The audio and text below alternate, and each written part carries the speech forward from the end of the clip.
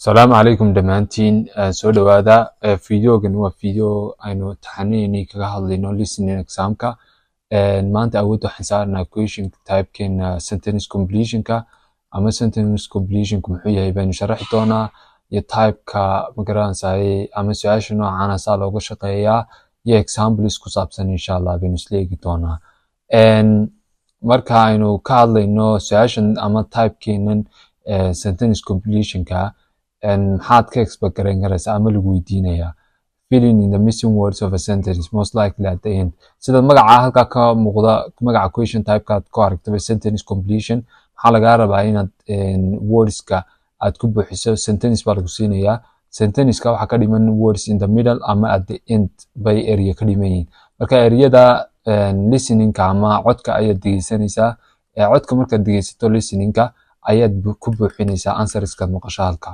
marka ka bacdi ayaad answer-kaaga halkaad ku buuxinaysaa answers are most likely in order answers-ku mostly waa in order tusaale ahaan oo kale question type question koobaad baad maqlaysaa tan haddana talabaad baad maqlaysaa haddana tasaddexaad marka in order-ka ayay u socdaan laakiin tasaddexaad marka ugu horeysa maqli maysid ama ta koobaad talabaad marka ugu horeysa maqli maysid marka in order-ka ayay mar walba ay u socdaan marka aynu isla eegno insha Allah taala qaabkaad uga shaqeyn lahayd iyo examples ku saabsan sidii aynu hore iskula soo eegnay mar walba waxa muhiim ah in tibiska mar walba halkan waxaan ku soo darnaa read the information and the questions mar walba waxaan isku daynaa inaan ku xusuusino inaad ma garanaysaa aad mar walba iska akhrido information-ka inta aanad bilaabin su'aasha ka hor questions-kana aad iska akhrido underline the keyword keyword kana mar walba inaad awoodda saarto in highlight garaysato oo fahanto especially this type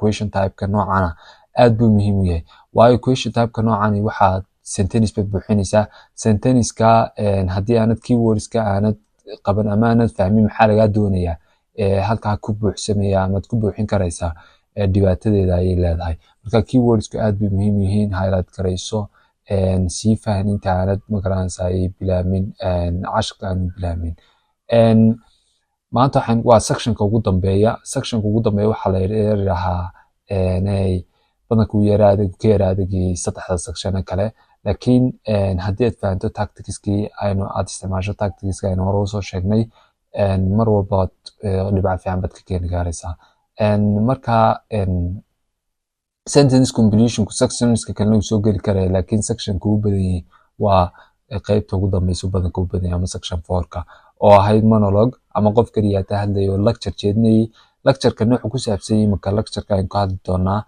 ama codkiisa dhegeysan doonaa microplastics ama plastics-ka halkaasoo kale marka uu kala qeybiyey mar walba markaas halka uu codkiisa ka bedelayo waa inaad fahantaa where microplastics came from inta wuxuu ka hadli doonaa meelaha ay ka yimaadeen so maxaa muhiima inaad keywords-ka aad fahanto ayaa muhiima halka ay ka yimaadeen where marka maxaad raadinaysaa meelaha ay ka yimaadeen fibresku waxay ka yimaadeen from some waxay kasoo baxeen duntaas waxay kasoo baxeen halkaasoo kale maxaa gelaya kelmad baa gelaysaa during washing waxaa la maydhaya maxay noqonaysaa iminka tan oo kale fiberkaasoo kale wax laga sameeyaa dharka oo kale sooma halka kelmad dharka ku saabsan ama wax dharka ku saabsan uma noqonaysaa baloo isla eegi doonaa during washing-kiina markaad aragtay maxay noqonaysaa in magaranaysaa wax ku saabsan dharkii iyo fiberkuna wax laga sameeyo dharka weeyaan ama dunta weeyaan baan filaya the breakdown of large pieces of plastic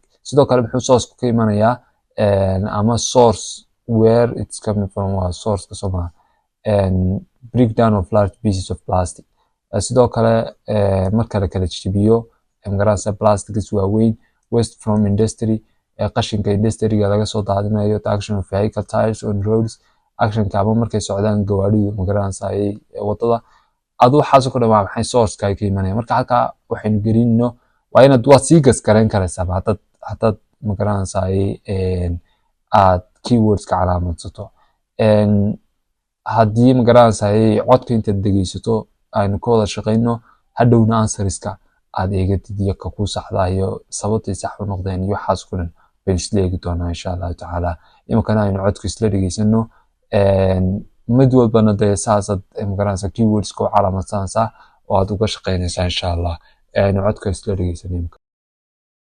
Part 4.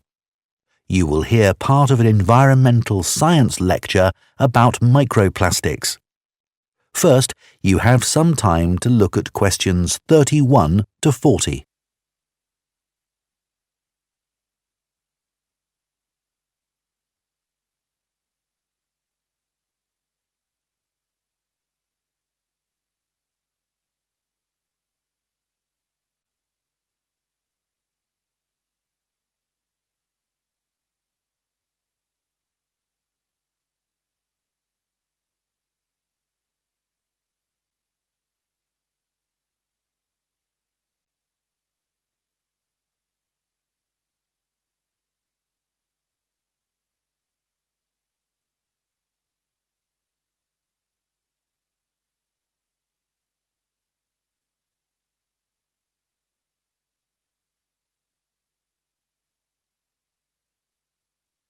Now listen carefully and answer questions 31 to 40.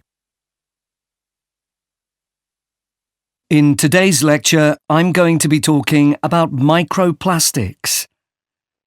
Microplastics are tiny pieces of plastic smaller than 5 millimeters in size. Recently, there's been a greater awareness that there are large quantities of plastic waste, big and small, in the environment. The amount of plastic waste in the oceans has received widespread attention, but far less is known about the effects of microplastics in fresh water and particularly in soil. Microplastics can enter the environment via a number of different sources. Threads and microfibers detach from synthetic clothing every time they're put in a washing machine, and these find their way into the water system. Other sources include big pieces of plastic waste that are already in the environment, and these break down into microscopic particles over a period of time. On a larger scale, factory waste is another route, as are tyres, which wear down as cars, lorries, and so on travel along road surfaces.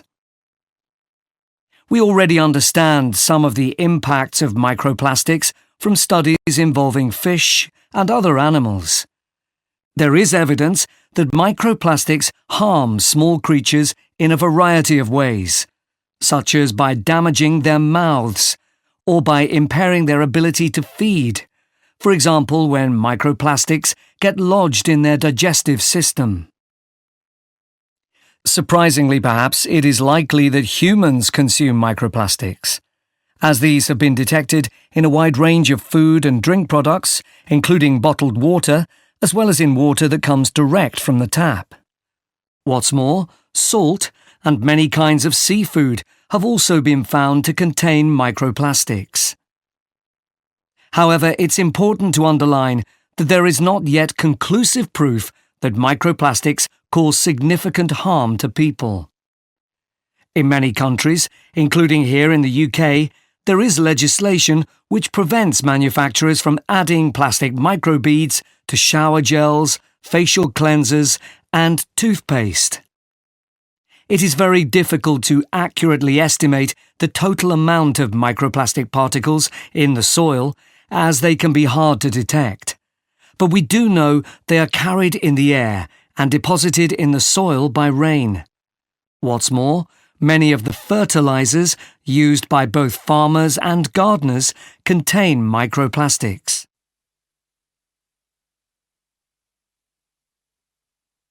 A team from the Anglia Ruskin University in Cambridge has carried out a study of the effects of microplastics on the digestive tracts of earthworms.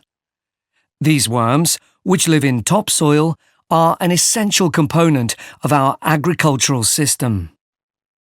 By feeding on soil, they mix nutrients into it, thereby making it more fertile.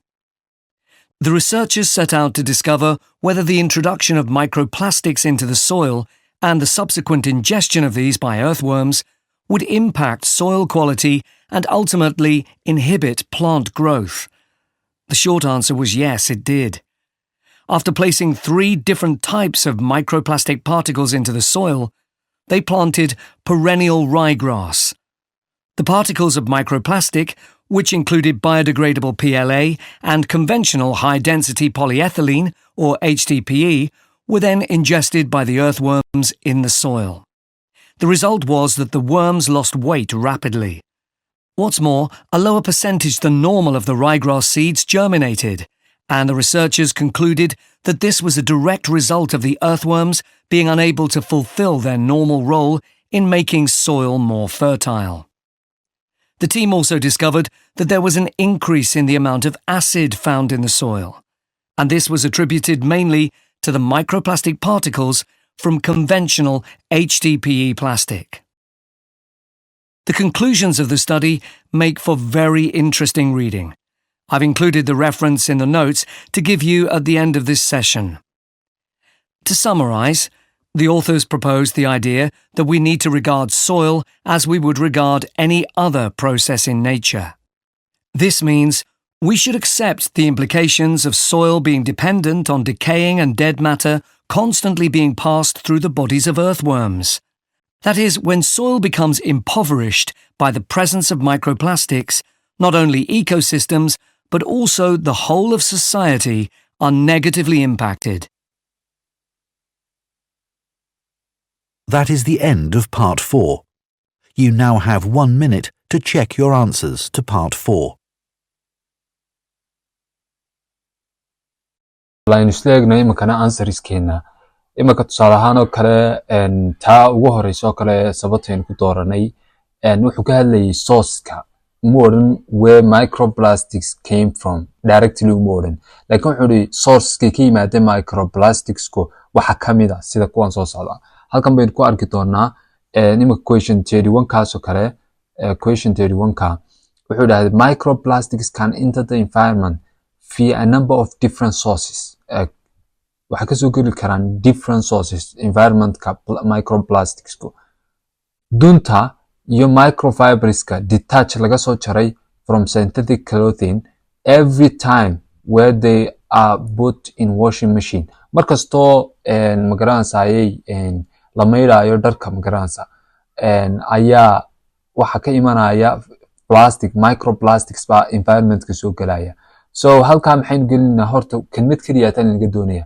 hadii ay two words haan lahayd maxaynu gelin lahayd waxaynu gelin lahayn oo kale kelmad kale ku darin laakiin marka clothing oo kaliya ta baa noqonaya maadaama dharkii ay tahay waxa laga soo jaray ama waxa ka soo go'ay ama source-ka uu ka imanay microplastic marka soo socono affects ku hadana ka hadlay wuxuu yiraahdaa halka wuxuu ka hadlay wuxuu yiraahday we already understand some of the impacts buri modern effects ki caadi modern marka synonym oo kale waa inaad iska sii eegtaa oo magaranaysa kelmadaha isku mid kaayo kale si aad u fahmi karto source ka ama magaranaysa waxan waxa looga jeedaa u fahmi karto ayaa muhiim ah wuxuu yiraahday we already understand some of the impacts of microplastics from studies involving fish and other animals. There is evidence that microplastics harm small creatures in a variety of ways, such as by damaging their mouths. Imaka, they cause injuries. Halka damage ba ku taala answerkeena ama codkeena wudi, laakiin halka maxay noo yaala they cause injuries to the mouths of wildlife. Wildlife maxaa halka ku yaala fish and other animals. So wildlife ay kamid yihiin kuwaasi. Marka halka maxay gelinaa mouths ban gelinaa. They enter the food chain. Waxay ka soo galaan food chain-ka in a bottled and tap water. Tap water-ka bay biyaheen aynu isticmaalno ay microplastics ka soo galaan. Imika halka imu oran si toos umu oran in bottled and tap water. Wuxuu yiraahday including bottled water as well as in water that comes direct from the tap. Water that directly comes from the tap. What's more, salt and many kinds of seafood have also been found to contain microplastics. Salt and many kinds of seafood. Salt, baynu halka dhigana, seafood already way noogu jirtaa. They might not affect human health, but they are already banned in skin cleaning products. Some governments wuxuu yiraahday wadamada qaarkood ama wadankeena aan joognay UK, in many countries, including here in the UK, there is a legislation which prevents manufacturers from adding plastic micro bills to shower guts, facial cleaners and toothpaste. Toothpaste kaas aynu soo qaadanaa sababtoo ah kuwa kale magaranayay waxyaabaha kale facial cleanerska iyo shower geliska waa isku wada mido waa cleaning products baa loo soo wada gaabiyay. Toothpaste laakiin cleaning product maaha wajiga ama lagu maydhay ama jirka lagu maydhay waa dawadii caadiga ah. Microplastics into the soil through the air, rain, iyo fertilizerska. waxay ka soo galaan microplastics halkan many of the halka wuxuu ku sheegay, but we do know they are carried in the air, in lagu sido in the air and deposited in the soil by rain. What's more, many of the fertilizers halkaas ku sii sheegay used by both farmers and gardeners contain microplastics. So halkaan way ka soo galayaan saddexdan bay noqonayaan ama air bay ku soo galayaan ama rain ama fertilizerska. So mar walba maxaad eegaysaa mararka qaarku waxa lagu khaldi karayaa in ma garanaysaay lagu siiyo kelmad lagu siiyo ama sentence si u qoran laakiin meesha kuugu qoran sentence kale oo isagu la macnaa laakiin ka kelmad duwan kaasoo kale waxaad eegaysaa ma garanaysaay mar walba waxaad u fiirsanaysaa synonyms-ka kelmadaha isku midka taana waad ka taxadiraysaa. marka insha Allah taala waxaan rajeynayaa inaad wada fahanteen waxaan doonayay in fiidiyogu saa sii dheeraado oo ka caajistaan wixii su'aalaad qabtaan insha Allah waxaad igula soo wadaagi doontaa comment-ka guul baan idin rajeynaya insha Allah.